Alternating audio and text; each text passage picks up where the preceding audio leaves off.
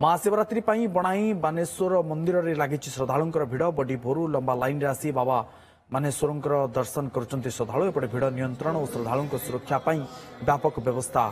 कर प्रशासन एने बणाई अधिक सूचना देउछन प्रतिनिधि रंजित चौधरी।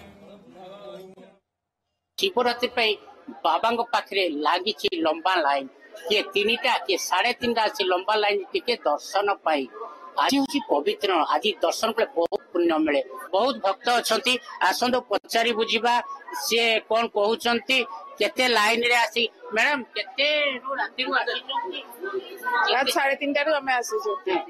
बहुत भीड़ इना भीतर पर जाई हेबर नै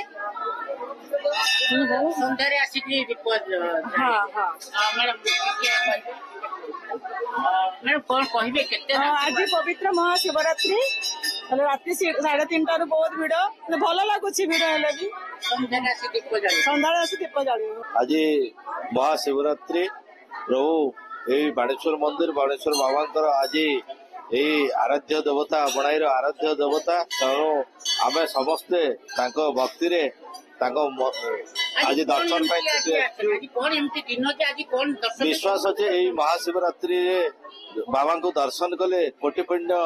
लाभ होता है। सोमवार आम सबुदिन मंदिर आसू कि तुलन आज जो पवित्र दिन में ठाकुर को दर्शन कर जो पुण्य लाभ मिल बाबा बाणेश्वर आशीर्वाद समस्ते दर्शन करके भले रुहतु आ शांतिमय जीवन यापन करूँ यही मोर कामना। समस्ते छुट्टी आछंती से बाबा आशीष आज उपखंड विभिन्न शैवाल पीठ में देखी जा भिड़ तथापि ये होचनी पातल फुटा शिव पार्वती बणाई बाणेश्वर मंदिर रंजित चौधरी ओटीवी।